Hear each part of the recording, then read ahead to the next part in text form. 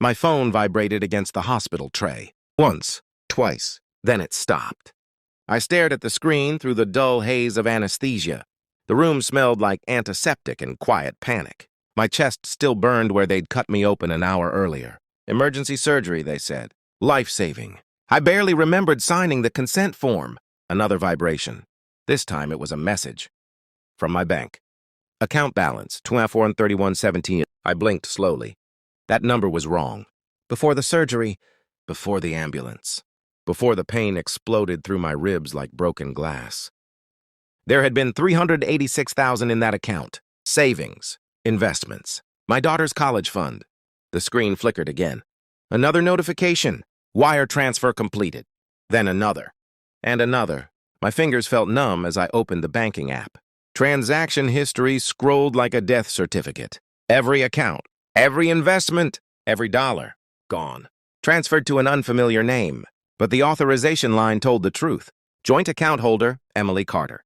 My wife. I stared at the ceiling. Heart monitor ticking slowly beside me. And for the first time since waking up from surgery, I felt something colder than pain. Understanding. 3 days later, the police knocked on my hospital door. Not to help. To question. The officer avoided eye contact as he spoke. Your wife filed a domestic abuse report. I almost laughed. The sound stuck somewhere in my throat. Abuse? He nodded, reading from a tablet. Physical intimidation, financial control, threats made toward her and your daughter. My daughter, Emma, 7 years old. My lungs tightened harder than the surgery stitches. When did she file this? I asked quietly. The officer checked. 2 hours after your operation began. Of course. Perfect timing. I leaned back against the pillow. My mind began to rewind. Small moments, little fractures in memory. Late nights, hidden phone calls. Emily suddenly guarding her phone like it contained nuclear codes. The way she flinched whenever I walked into a room. Not fear. Performance. Now it made sense. She wasn't scared. She was rehearsing. I closed my eyes. And another realization slid quietly into place. The transfers, the accusations, the timing. This wasn't panic. This was preparation. My wife hadn't reacted to my surgery. She'd been waiting. When I was released from the hospital, I went home. The house was empty. Closets stripped. Emma's room half cleared. Emily had taken what mattered and left the shell behind. Most men would have exploded, screamed, filed countercharges. But anger is loud, and loud men lose wars. So I stayed quiet. I started with the bank. Wire transfers traced to a private account. The name attached was unfamiliar, but the address wasn't. A downtown apartment, leased to Daniel Harper. I sat in my car outside the building one evening, watched the windows. At 9:14 p.m., the lights came on. Emily walked in. Daniel followed 5 minutes later. He kissed her before the door even closed.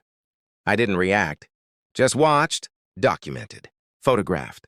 Days turned into weeks. Phone records appeared through my lawyer. Emily and Daniel spoke 37 times a day on average. During my surgery, 9 calls. 9. While I was unconscious on an operating table. They were coordinating, planning, refining the lie. But the real surprise came 2 weeks later. A woman knocked on my door. Tall, calm, eyes that looked like they'd already survived something ugly. My name is Laura Harper, she said. Daniel's wife. She held out a folder. Evidence, bank statements, hotel receipts, emails. I don't care about revenge, she said quietly. I care about truth. Our eyes met. And in that moment, the war changed sides. The evidence was surgical. Every wire transfer traced. Every message recovered. Emily's accusations? Fabricated 3 weeks before my surgery. Saved as drafts. Waiting. Daniel's lawyer had already started preparing custody filings. They planned to take Emma, my daughter, my money, my life, and bury me under false charges. Laura slid one final document across the table. A federal fraud report. Daniel had used our stolen funds to cover business losses. Interstate transfers. Forgery? Wire fraud. The kind that gets federal attention. I met Emily at a mediation office 2 months later. She walked in confident. Daniel beside her. Their lawyer smiling politely. Emily spoke first. You should just sign the custody agreement. Her voice was soft, almost kind. We can make this painless. I nodded slowly.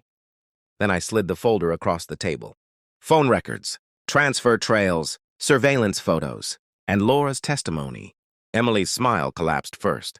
Daniel's came second. Their lawyer stopped talking. Silence filled the room like smoke. Finally, Emily whispered, "You were spying on me?" I looked at her calmly. "No." I leaned back in the chair.